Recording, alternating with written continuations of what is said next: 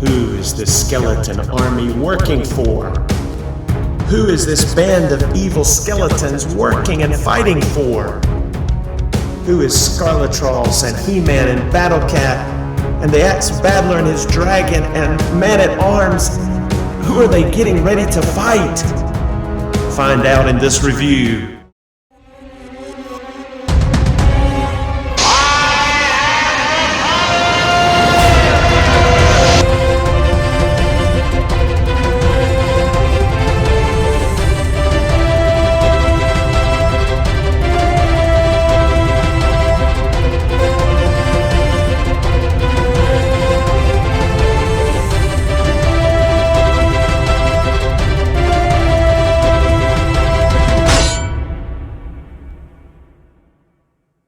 Super Dave here with another exciting review in episode 18 of figures, playsets, and accessories that go well with MOTU Classics and or Revelation figures. Will this one? We'll find out. But who is it that this band of evil is fighting for? It is none other than the Death Adler, part of the Golden Axe series that Storm Collectible has been doing. And man, is this guy a mammoth of a figure. Wow, he is so cool. And I want to include him because in my universe, He-Man and the Axe Battler fight together and work together on occasions. And so who better to help the Axe Battler find the golden axe, which this Death Adder comes with? We're going to find out. Does he have that golden axe? It looks like he does. There's some good promo pictures on the back there. Who better to help him than He-Man? So let's break open this box and check out the Death Adder.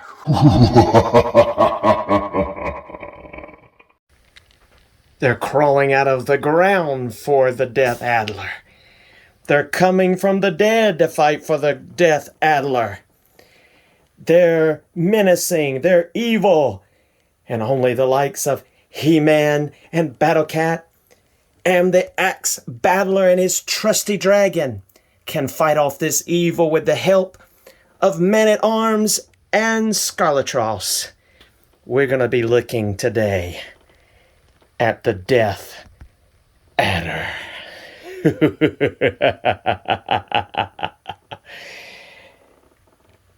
Let's look first at his accessories. And the first accessory our Death Adder comes with is these weapon-holding hands, these giant, nice hands that can hold the golden axe, and they have great detail in them. And the next set of hands he comes with is these giant open palm hands. We've been needing a giant among our MOTU Classics and Revelation figures, and I believe the Death Adder is going to be a great addition, as well as rounding out the Golden Axe series more and more, and it's so cool.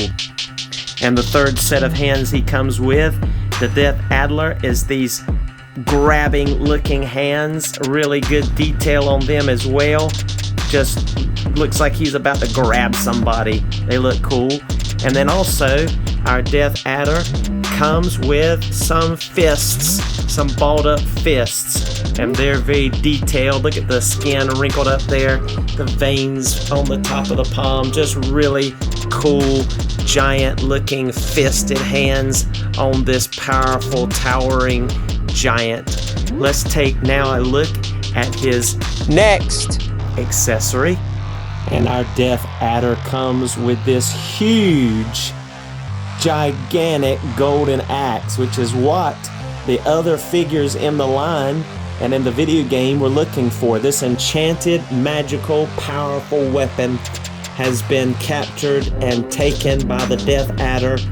And the Axe Battler and his red dragon, which is one of the main good guys. But there's also Gilius Thunderhead with his chicken leg ride, and then Tyrus Flare and her blue dragon that are also in the good guy game. And Storm Collectibles has already announced their release sometime either the end of this year or early next year, and this is what they're after. And wow, what a huge weapon. You see it comes almost to his chin there when you stand it up beside of him. So just a huge, awesome weapon that he can wield. Wow. And then his final accessory is, of course, he comes with 2 head sculpts. And here's his angry face. Clenched teeth. Just look at the detail of those teeth. The gums, the teeth, that's just fabulous. Great detail. And then the veins popping in his head. That's just amazing. And then, of course, we can take off this helmet and see his other head sculpt. Go ahead and bring that in here. And you see great detail on this head sculpt as well, in the facial features, just looking great. Look at the ears and the veins and the jaw muscles, just fabulous. As always with Storm Collectible, they do a great job with their face sculpts and head sculpts. And of course, I guess you would count this helmet as an accessory as well. And so there you have that really cool Viking style almost helmet. Really cool as well. And so that will go over both the normal looking face that's just kind of, kind of like in the game, all you could see just that helmet, those glowing eyes. Or you can put the helmet over top of this face with the angry clenched teeth, and that looks awesome too. So it fits on both heads perfectly. All right, now let's take a look at our Death Adder's articulation.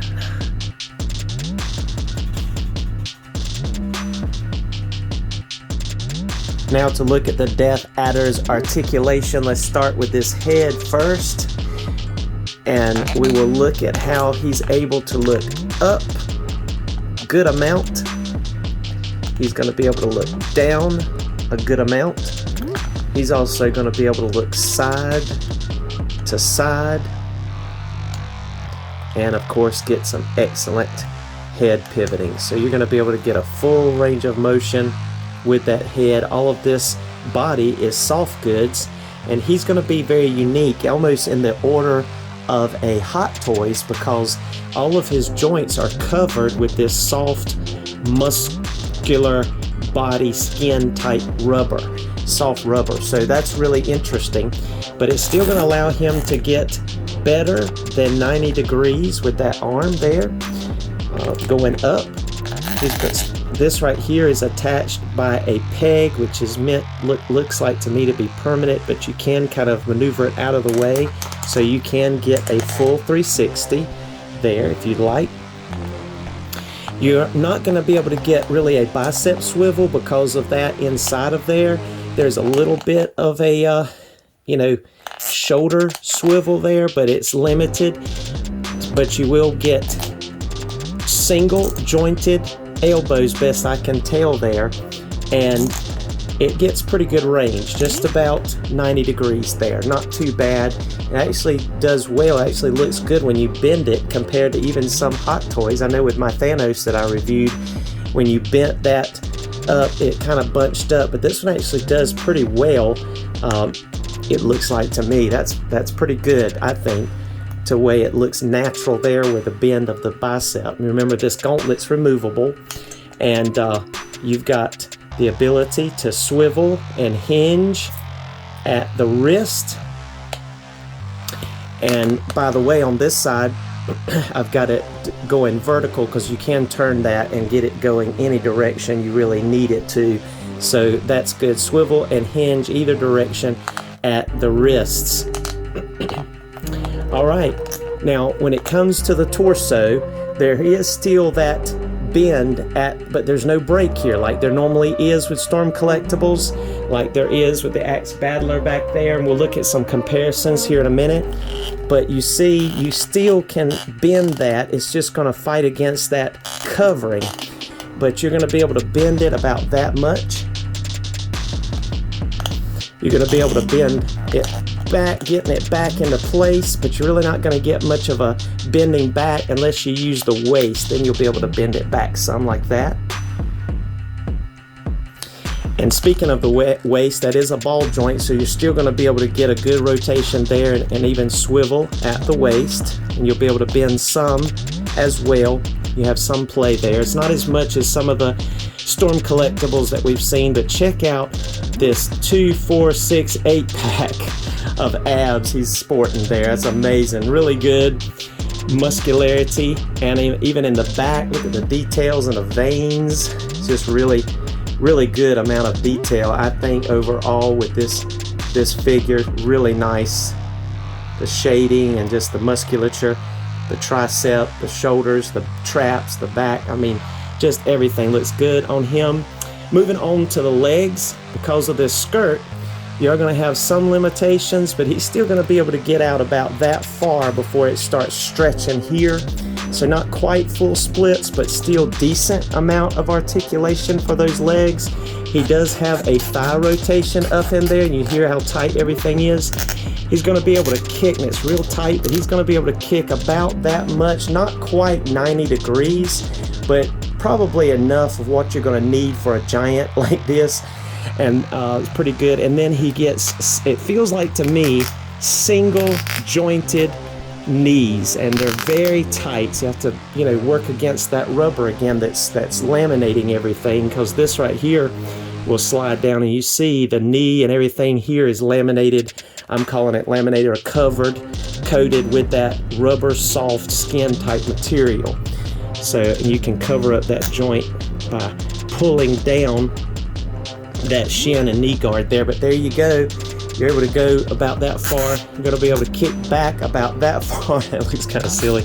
Kick back about that far, and of course kick up about that far with the knee there. So you're going to be able to get some good poses, even though it may not be as radical as some that we've seen with Storm Collectibles in the past.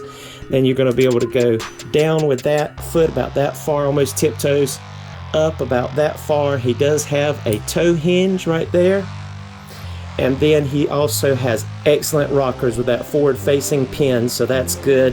And so he's going to be able to get some great poses, even though he has some limitations.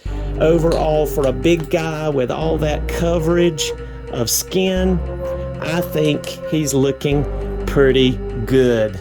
And look at all the veins in those arms and the shoulders, and he does have a little bit of a butterfly joint down in there, but it's not a radical amount, so you have to be careful when you're posing that. He's great. He's looking great. Our Death Adder measures in at the top of those horns about 10 inches. At the top of the crown of his head about 9.5 inches. So really tall dude, this Death Adder. And so let's do some comparison time. And here he is next to the king himself, Shao Kahn from Mortal Kombat, another Storm Collectible action figure. They're looking awesome together, I think. Here he is next to Prince Goro, and he is not the slightest bit intimidated by the Death Adder at all. They look great together. They may team up together in our MOTU universe. Again, Prince Goro is also Storm Collectibles, a part of the Mortal Kombat line. And the Death Adder is about to take on Motaro, another Storm Collectibles Mortal Kombat character, but aren't they cool together? I think even Motaro is a little bit intimidated by the Death Adder. Wants to rip his limbs off, even his hind legs and his tail. Looking cool. And there's the Death Adder next to the Axe Battler himself in this same line. They are part of the same line, and the Axe Battler is one of the ones that goes after Death Adder. He's one of the bosses, of course, in the video game. to try to get back the golden axe, which is what it's all about. But there they are. They're looking great together. They measure up great together. It looks good. Can't wait to get the other figures. And here's the Death Adder versus our Masters of the Universe Revelation He-Man. And I put the alternate Faker head on him and did a little bit of customizing on his paint job, on his gauntlets and belt and harness. But I love the way this Revelation He-Man looks, and he's looking great next to the Death Adder as a giant that he could fight. He's really, really cool. Check him out. They look good together, I think. Awesome. And here's the Death Adder next to He-Man, our battle armor He-Man, and he has just struck his battle armor with that golden axe, that powerful golden axe. And it's barely even hardly scratched, just barely scratched He-Man's armor. But they look good together. I mean, that would be a cool matchup. There they are next to each other, looking cool, looking good. And you see how he towers over Scareglow there. He is definitely big next to our Masters of the Universe Revelation Scareglow. And there he is next to our Masters of the Universe Revelation Skeletor. There's a Death Adder. So he could certainly call on the powers of this Death Adder to come help him overcome Eternia and the secrets of Grayskull. And in his Randy Orton style pose, even God Skeletor measures up good with the Death Adder, in my opinion. I mean, of course, the Death Adder is a giant. He's going to tower over everybody, but that's pretty cool looking. And here is our Death Adder next to the heroic giant. He's an actual giant, Titus. And as you can see, even the Death Adder has to look up to this monstrous giant. So you see, even in MOTU Classics, this is in 1/12 scale. And this guy is tall. So there's no reason why the Death Adder cannot be a giant and fit in with this line as well. This be a very tall, big, huge guy. Kind of like this giant that was in one of the episodes right here. And even Procrustus, another MOTU Classics figure, is larger than our Death Adder. So again, there's no reason why the Death Adder can't fit in with MOTU Classics when we have giants as Titus and Procrustus, who's the guarder of the Starseed. And last but not least, here is our Death Adder next to one of my favorite SH Figure Art action figures, which is actually Final Battle Jiren, but I call him in my MOTU universe King Altron in his transformed into beast mode form. Very cool. Awesome looking.